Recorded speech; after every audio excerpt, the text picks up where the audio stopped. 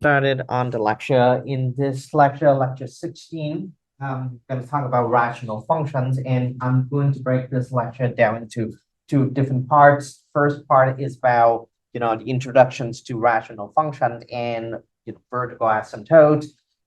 In this lecture, I'm going to show you how to find the domain of the rational functions and how to identify or find vertical asymptote, how to apply holes on the graph of the rational functions. And on the second part of the lecture, we're going to continue talking about rational functions, but focus on horizontal asymptotes. Okay. So yeah. So here for rational function, remember we talked about rational expressions already at the beginning of the semester. We know how to combine rational expressions, right? If you have two rational expressions, you can add them together, subtract one another, multiply one another, or divide one another. Here, when you have the rational expression and you set that equal to an output, then you have a rational function. For rational function, there's a lot of things that we can do algebraically and also graphically. Right? So in first part, I'm going to focus on just identify rational functions, find the domain of rational functions, find vertical asymptotes and the holes on the graph of rational functions. Okay, so for rational functions, so our function of the form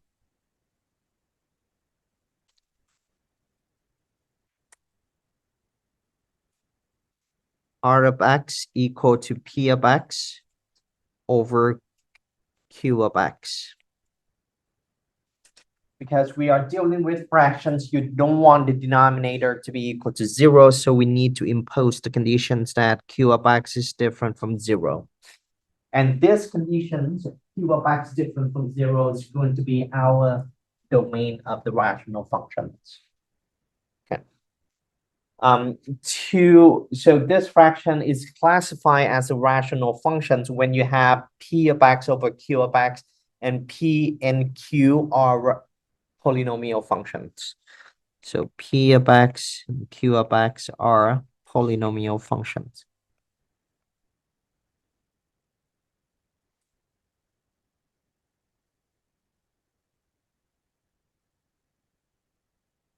Remember in lecture 15, when we talk about polynomial function in general, you know that the domain of any polynomial function is always all real numbers, or from negative infinity to positive infinity. Okay. However, when we get to rational functions, again, we are dealing with fractions. You don't want the denominator to be 0. Okay. So here you find how you find the domain of functions that just set the denominator different from 0 and you solve for x. Good. All right. So here the domain of the function, we look at the first example here. The function f of x equal to 5 over x squared minus 1. So you don't want x squared minus 1 to be 0. So you set x squared minus 1 different from 0.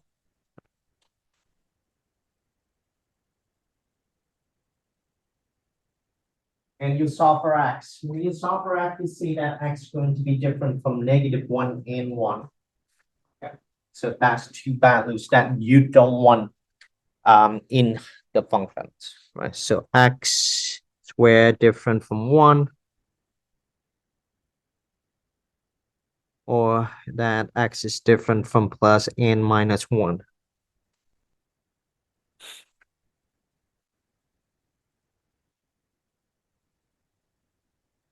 So what I'm going to do is that please follow this. Gonna take up a little bit of space on the right hand side here to write out the different ways that you can present domain of the functions of any function that matter. But here it's get a little bit complicated with rational function. So there are probably 5 of them here. So bear with me here. So the first way that you can present a domain of the function is just write it out in details. So the domain of this function is all real numbers except x equal to 1 and x equal to -1.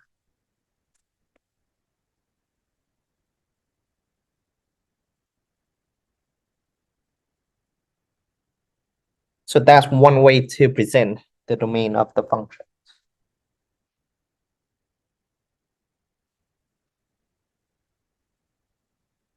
Another way to say that is you just basically write what we just solved here, x different from -1 and x different from 1. So the domain here is x different from -1 and x different from 1.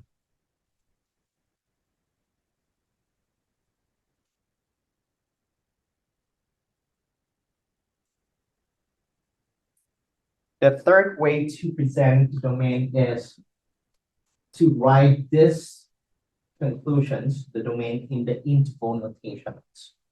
That is, so you write the notations a little bit like this. D sub f, that means the domain of f is using the interval notation you have from -infinity to -1, union with -1 to +1, and union with 1 to +infinity. So most of the time you see we use these notations to present the domain of a function. Another way is to use this particular notation. So D sub f is all real numbers. Right, so this is a fancy R. Usually you just write R and then with a little vertical line in front. It's a fancy little R to say this is all real numbers. And then this, is this forward slash or backward slash? Backslash. Okay, backslash, all real number, backslash, that means except two elements, -1 and 1.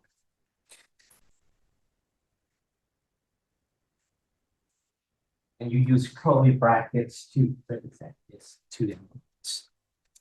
So this notations set exactly the same as what we have up here. Right? So all real number except -1 and 1.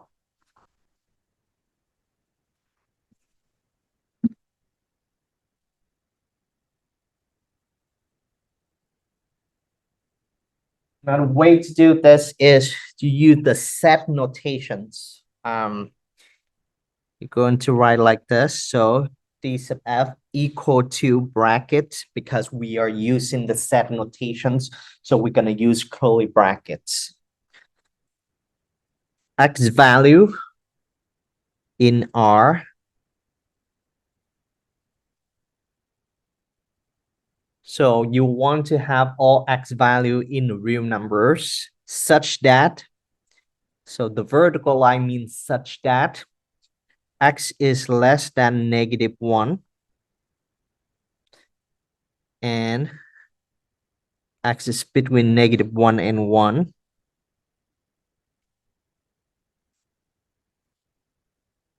and x is greater than 1.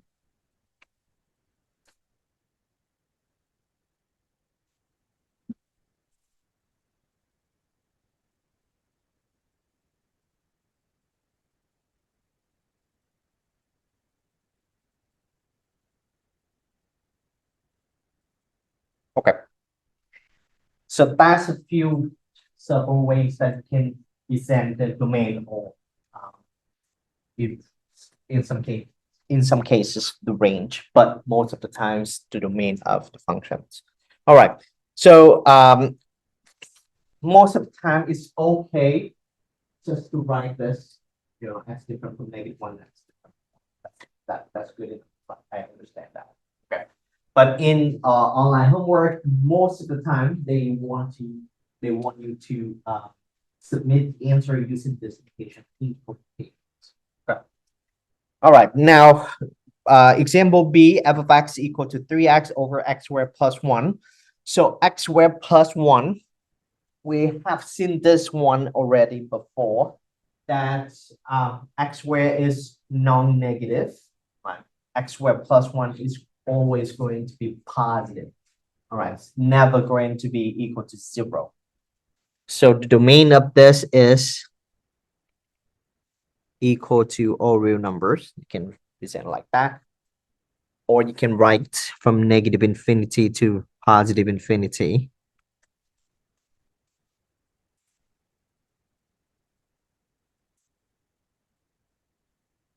Right.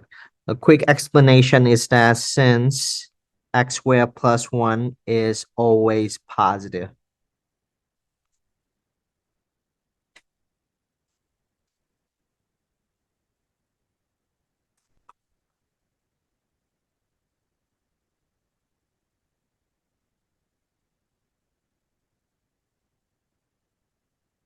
so for part C, any questions on B? Now for part C, again, the denominator is going to be different from 0. So x plus 1 is different from the 0, or x is different from negative 1. So the domain of the function is x different from negative 1.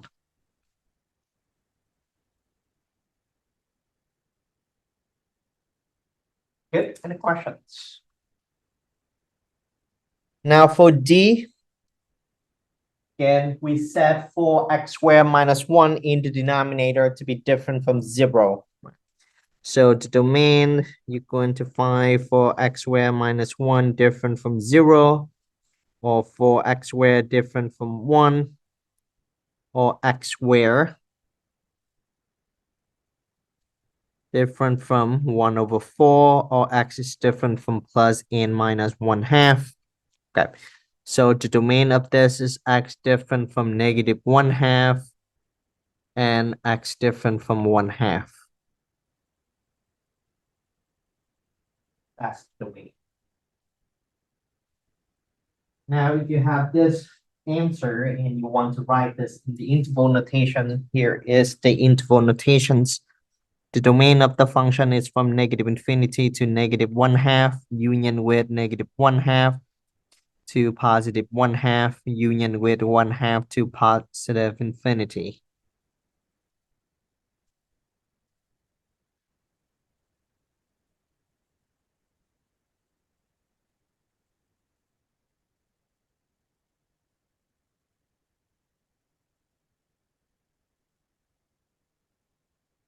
Okay. Any questions? So at the beginning, if you remember, at the beginning of the semester, we spent a lot of time finding the conditions for rational expressions before we do any of the operations. So similar here, whatever we're going to do, the first thing when you see the rational expression or rational function is to set the domain before doing anything else, especially cancellation. So find the domain of the rational function first, almost. Okay. So this is a very important note, and you will see in a minute here. So you want to set domain of the rational function before cancellations. Okay. Now, when you look at this example, so this example is similar to example C. So in this example, you look at the numerator, and you can actually factor the numerator. So x squared minus 1 can be factored into x minus 1 times x plus 1. Okay. So let's do that. So the numerator can be factored into x minus 1, x plus 1.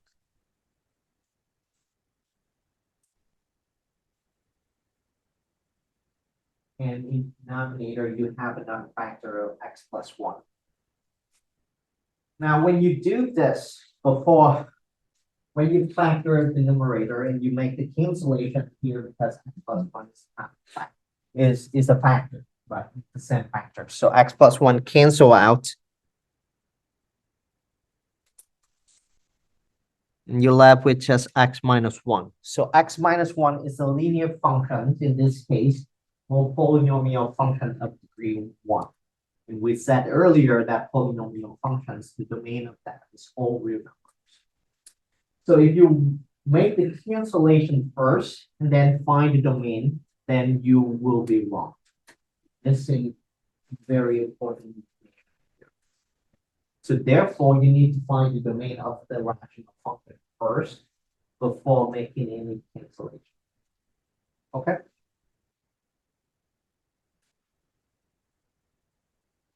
So what you want is find the domain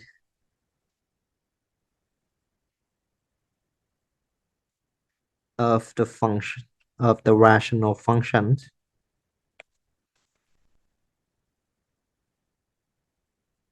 before cancellations.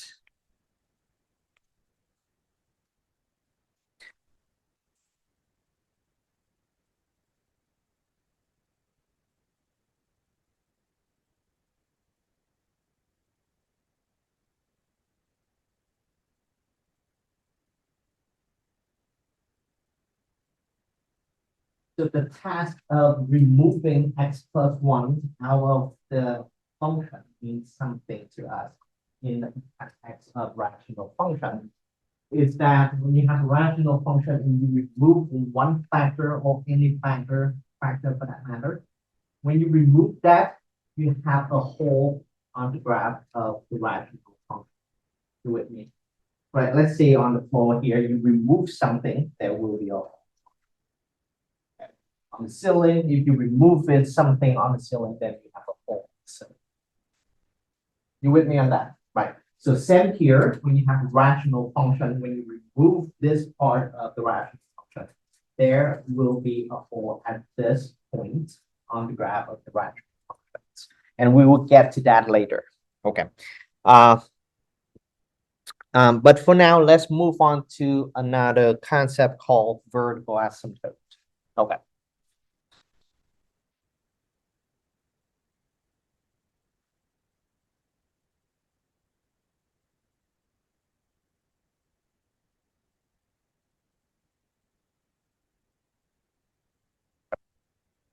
So vertical asymptotes can be defined when you divide, whereas there is a division by 0. Okay.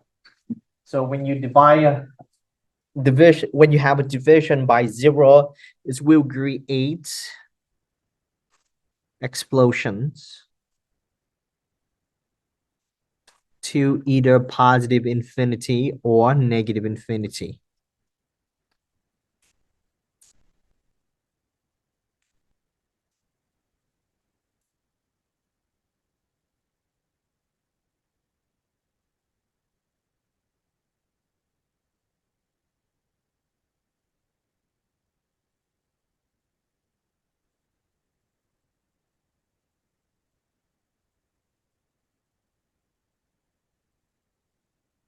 Now, there's different cases here. So this is the curve of rational functions, okay? And this curve is approaching a vertical line x equal to a, okay? And the curve is approaching positive infinity. Okay, bear with me here. So y approaches positive infinity as x approaches a from the right. So this is the new notations. And you will see these notations over and over again in pre-calculus and calculus. All right. So you see here the curve y approaches positive infinity, approaches this vertical line will go up to infinity, get closer and closer to this vertical line. Okay, never going to touch it. Okay. As x approaches a, on the top here is plus sign, indicate that x approaches a from the right. X approaches a from the right. The curve will go up to positive infinity. You with me on that? Okay. Now on the second image, the function approach positive infinity as x approaches a from the left. So y approaches negative infinity as x approaches positive infinity as x approaches a from the left.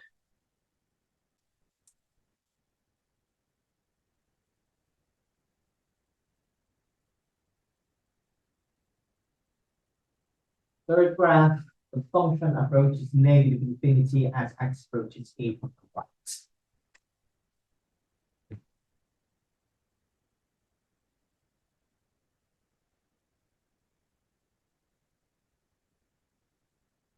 And for the last image, y approaches negative infinity as x approaches a from the left.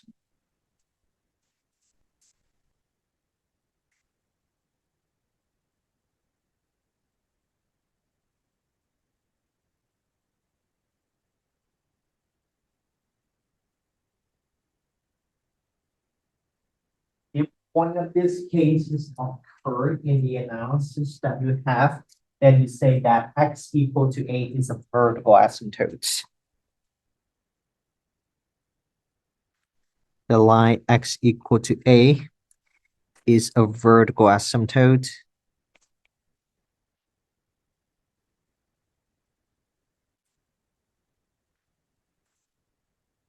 of f of x if one of the following cases occur.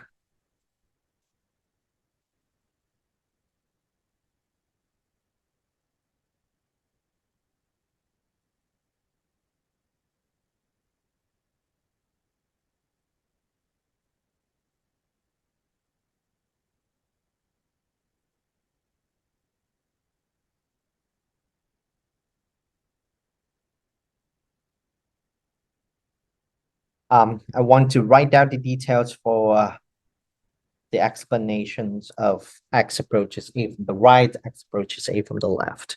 So the symbol that you see or the notation that you see, x approaches a from the right here, right?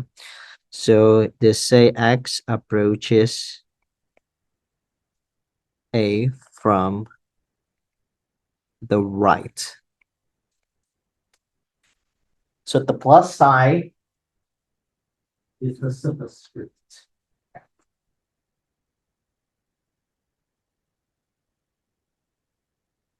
X arrow a negative, that means x approaches a from the left.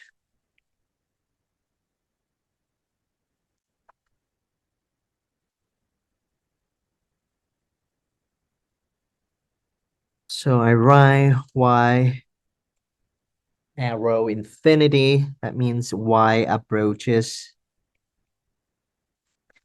positive infinity.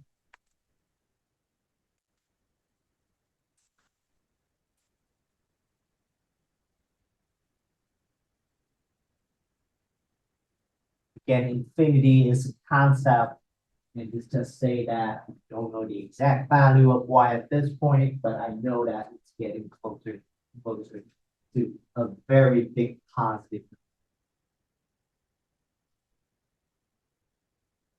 Y arrow negative infinity, so that means that y is approaches negative infinity.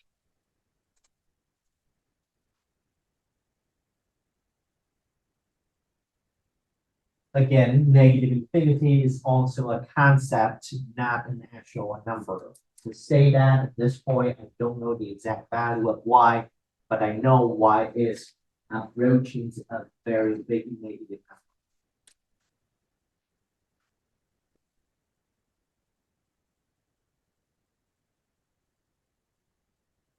Okay, good. All right. So we're going to identify the vertical asymptotes of these functions graphically, and then I will show you how to find the vertical asymptote algebraically. All right. So consider the function f of x equal to 1 over x. So this is the reciprocal functions that we learned in lecture 11 on library of functions. So this is called the reciprocal function.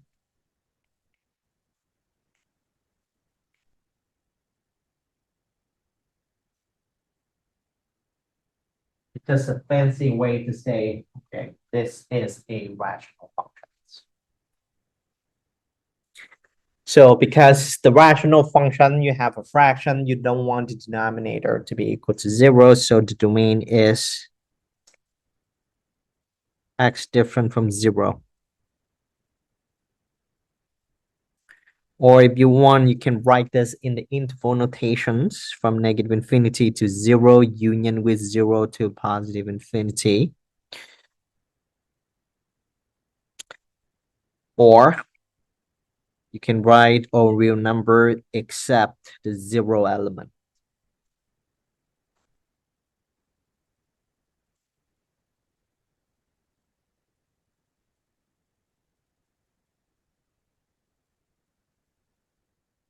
So we find the domain of the function already, right?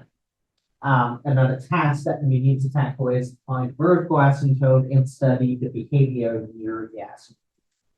So in this case, when you look at the graph, you can see that x equal to 0 is a vertical asymptote. Okay. So the vertical asymptote, VA is a vertical asymptote, is x equal to 0.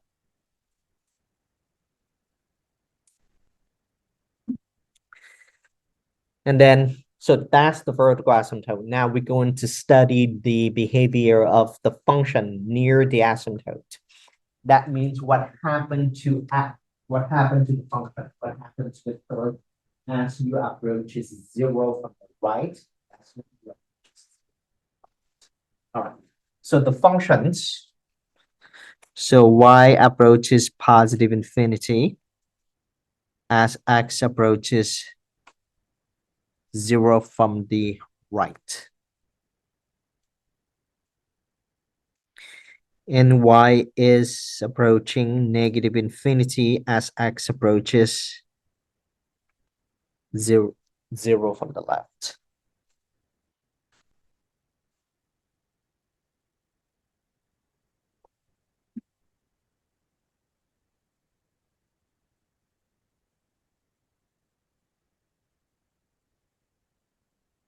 We good? Okay.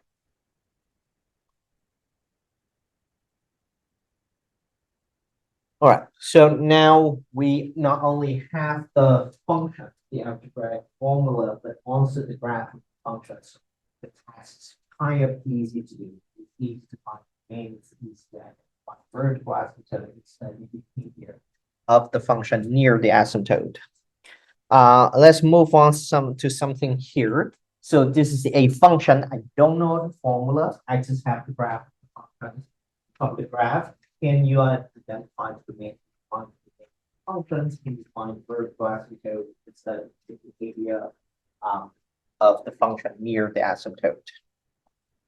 So what is the domain of the function here?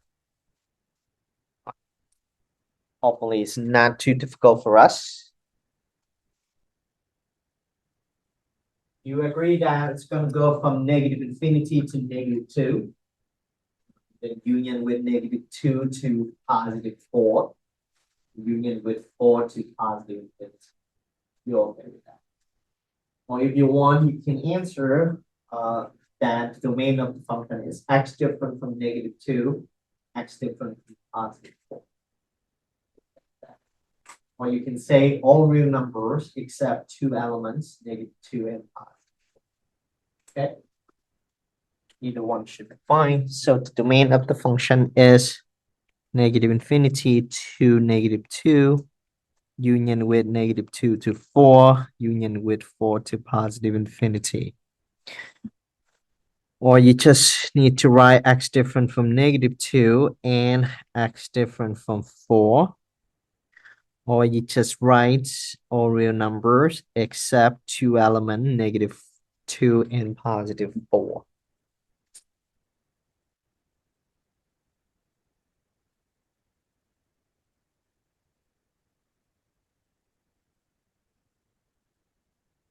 Now from the graph, you see that there are two vertical asymptotes, x equal to -2 and x equal to 4. And we're going to study the behavior of the function in each vertical asymptote. You okay with that? So vertical asymptotes are x equal to -2, x equal to 4.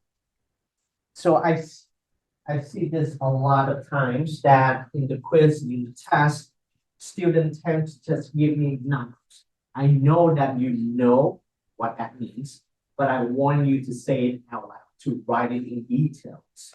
Don't just give me -2 and 4, right? In the context, in the general context, it doesn't mean anything.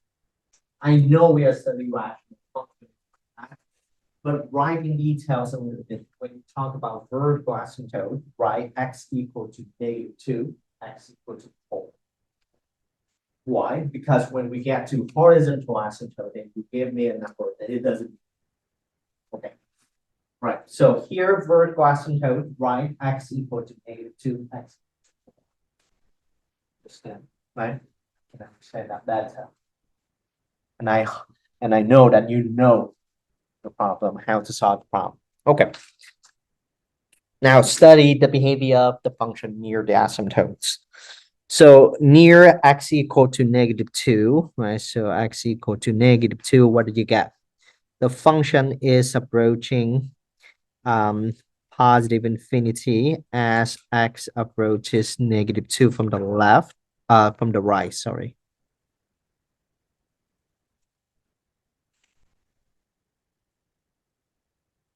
And y approaches -infinity as x approaches -2 from the left. There are so many negative attached to this number, but they mean different things. So -2 from the left. For x equal to 4, the function approaches the positive infinity as x approaches 4 from the right. And the function also approaches positive infinity as x approaches 4 from the left.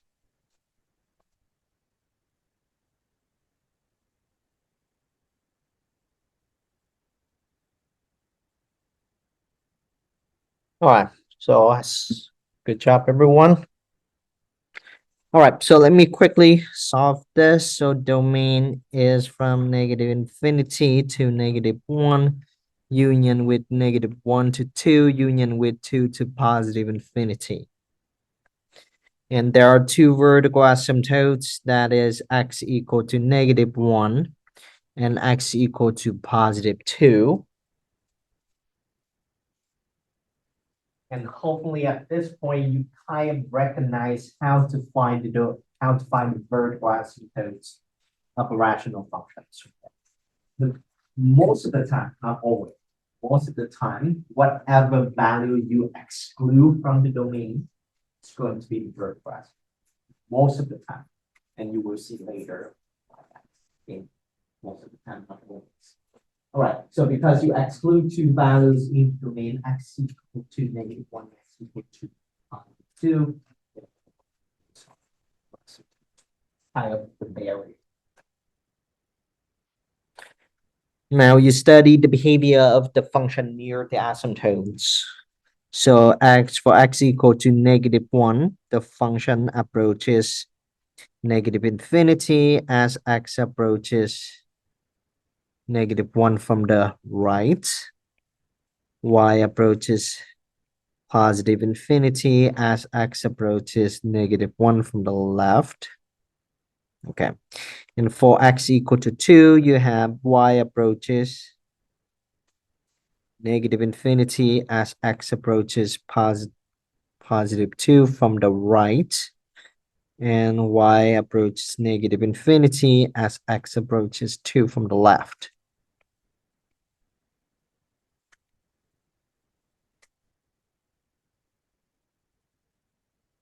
Any questions?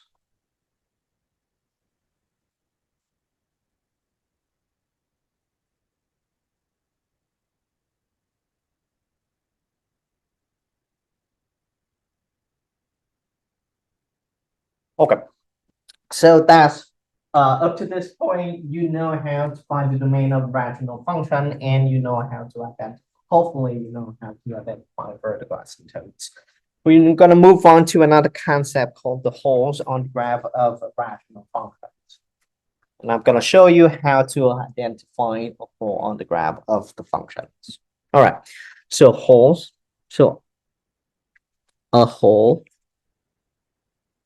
occurs at a value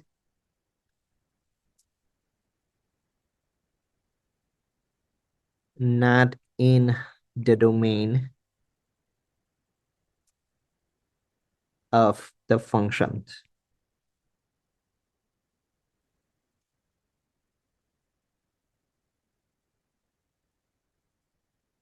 In the vertical asymptotes,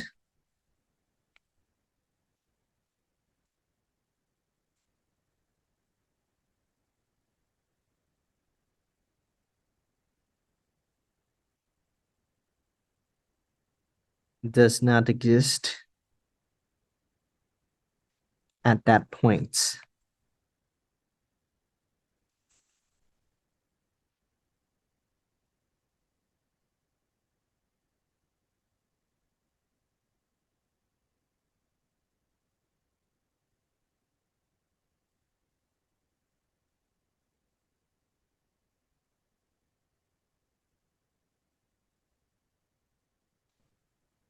So a formal definition is that a hole occurs at value not in the domain of the rational functions of functions matter, and the vertical asymptote does not exist at that point. But in practice, in order to identify the hole on the graph of the function, what you do is you look at the cancellations factoring of rational functions. Okay. So let's go back to this example that we see earlier. We have the rational function of the form x squared minus 1 over x plus 1. Okay. For this function, again, before any factoring, before any cancellations, let's find the domain of the functions. So the domain of this function is that x different from -1, or if you want, you can do negative infinity to -1, union with -1 to positive infinity.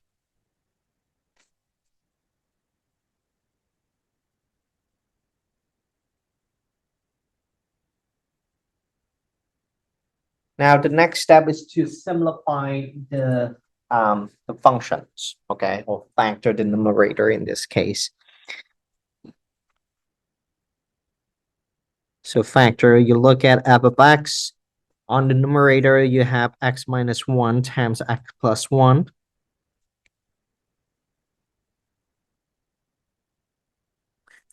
Over x plus 1.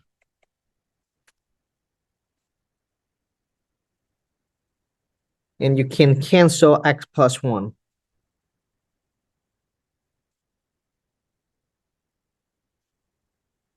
And you're left with x minus 1.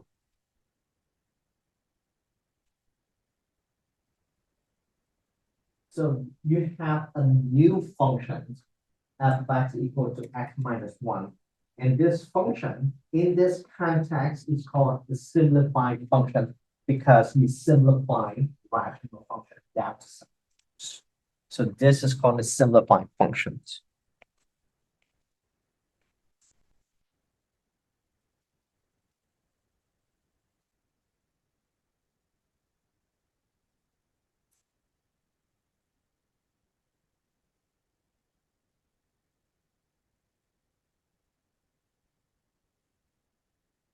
Now, this cancellation, because you remove x plus 1 out of the rational functions, the holes will occur at this point.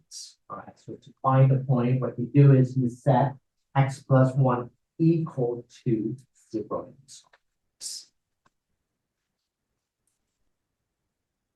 So the holes occurs at x plus 1 equal to 0 or x equal to -1.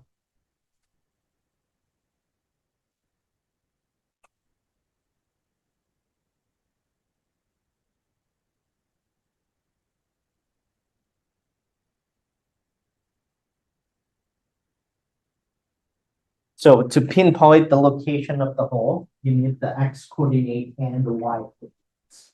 You with me at that? All right. So you have the x coordinate already. To find the y coordinate of the hole, what you do is you substitute x equal to -1 to the simplified function, not to the original function. You with me at that? Substitute x equal to -1 to the simplified functions to find the y location or the y coordinate of the hole.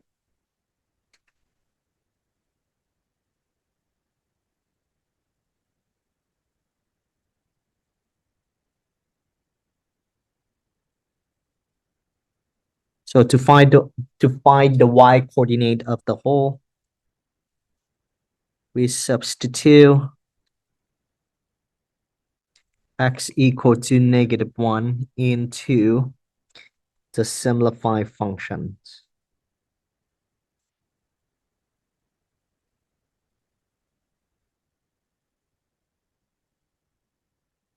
So we get that y is equal to -1 minus 1 equal to -2.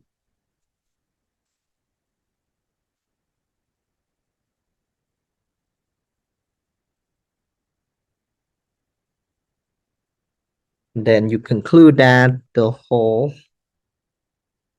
is at -1, -2.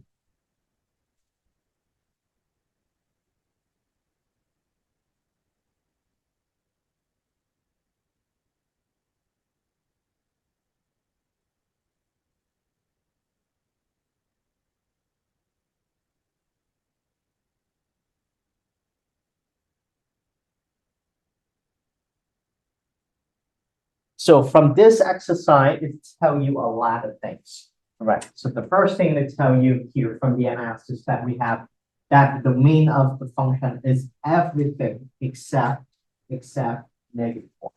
Okay.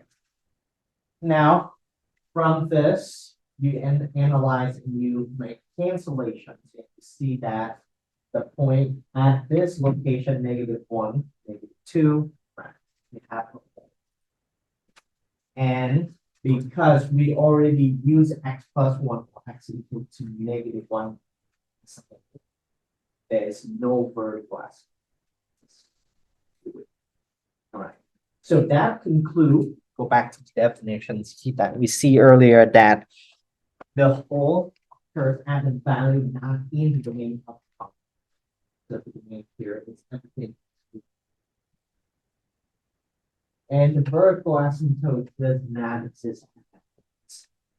And because we already use x equal to -1 for the decimal. So here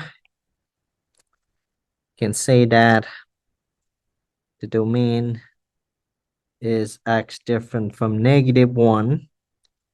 You can pinpoint the location of the hole is at -1, -2. And you can safely say that there is no vertical asymptote. So we talked about rational function yesterday already. Right, so rational function is technically a fraction. So p of x divided by q of x for p and q are polynomial functions. When you deal with fractions, you need to impose the conditions that the denominator cannot be equal to 0, and that's how you find the domain of rational functions. So we cover different ways to present the rational, the domain of functions. Right? We talk about vertical asymptote and how you find the vertical asymptote. If one of this situation or one of these cases occur, then you have a vertical asymptote. X equal to a is a vertical asymptote. Usually, but not always, usually whatever value you exclude from the domain, that's going to be vertical asymptote, except in the case when you have a hole on the graph of the functions. Right. So the hole occurs at the value not on in the domain of the function, and also vertical asymptote does not exist at the location. Now, how do you find the hole on the graph of the functions? What you do again, when you have rational functions, you find the domain of the function first, always. Yeah? And then you factor the numerator and the denominator. And then whatever you remove or cancel from the function, then that is where you find the locations of the function. So in this case, I remove or cancel the factor x plus 1. Then you take the factor x plus 1 and you set that equal to 0. And you solve for x. This is the x coordinate of the whole. Now, when you simplify x plus 1 here, you still have x minus 1. This is called the simplified function. This is the new function. When you have x equal to -1, this is the x coordinate of the whole. You substitute this into the simplified functions to find the y coordinate of the whole.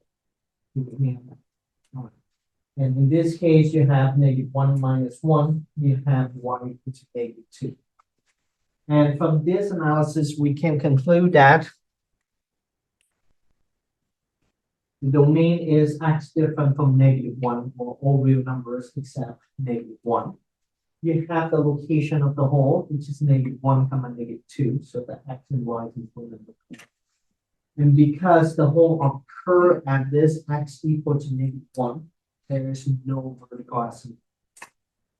It would mean that. So this is what we covered yesterday. Now we're going to do a similar problem to example 5. Very similar here. That if you have a rational function, you want first find the domain of the functions. You want to locate a hole on the graph of the functions and kind of draw the same similar conclusions here for example 6. All right. So this is some fractions. Again, you don't want the denominator to be equal to 0. So therefore, x squared minus x minus 6 is going to be different from 0.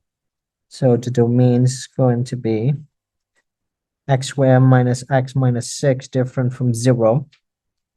And this is going to be very similar to when you find the solutions of the quadratic equation. You factor the quadratic equations. Then you get this is x minus 3 times x plus 2 different from 0. Or the domain of the function is going to be x different from -2 and x different from 3. So at the beginning of this lecture, we mentioned there are a few different ways to present the domain of the function. You can write the domain of the function in this way, that is x different from -2, x different from 3, or you can write this in the interval notations as follow. Or you can write this from -infinity to -2, union with -2 to 3, union with 3 to positive infinity.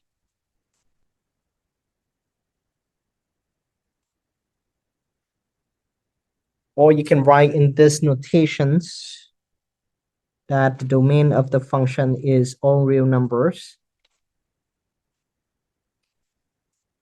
except two elements, -2 and 3.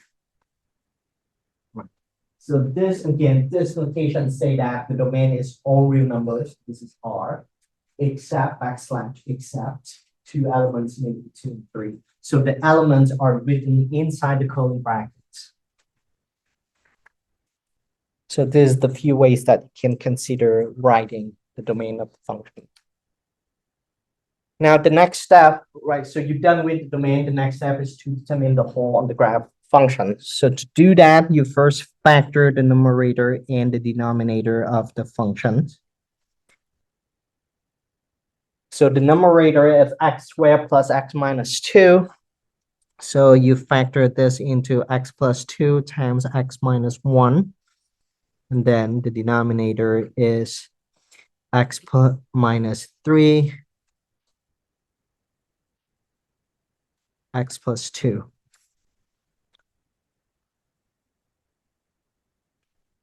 So you see here, x plus 2 is the common factor, so you can cancel that out.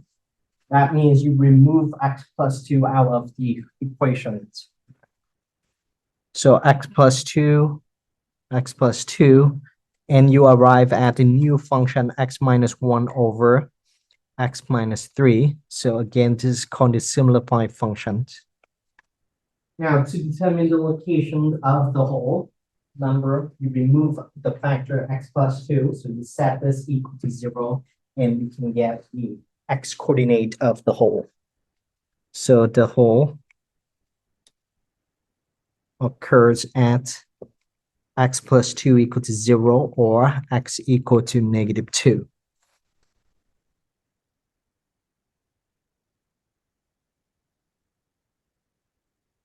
And to find the y coordinate, you substitute x equal to negative 2 back into the simplified function, not the original functions. Okay.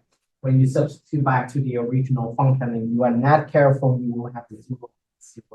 That's not what you want. So x equal to negative 2, you substitute to the simplified function to get the y value. Then the y value is equal to negative 2 minus 1 over negative 2 minus 3. So you get negative 3 over negative 5, or this is 3 over 5.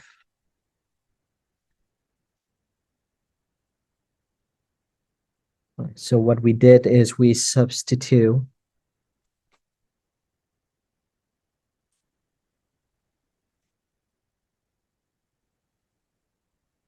x equal to negative 2 into the simplified functions.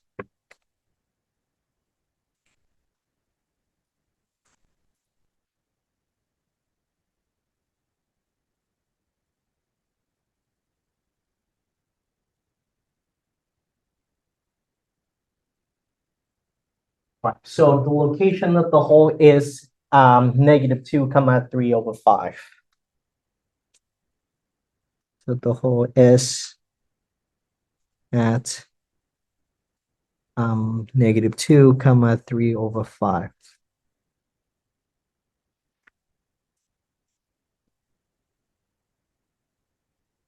Any questions on this analysis?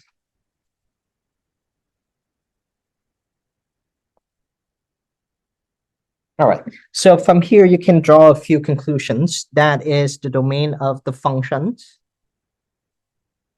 is x different from negative 2 and x different from 3.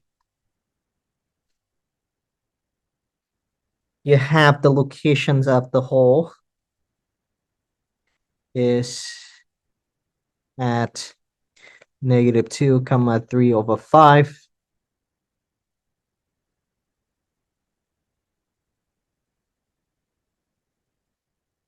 Now, because you only remove x plus 2, there's still one factor in the denominator, which is x minus 3.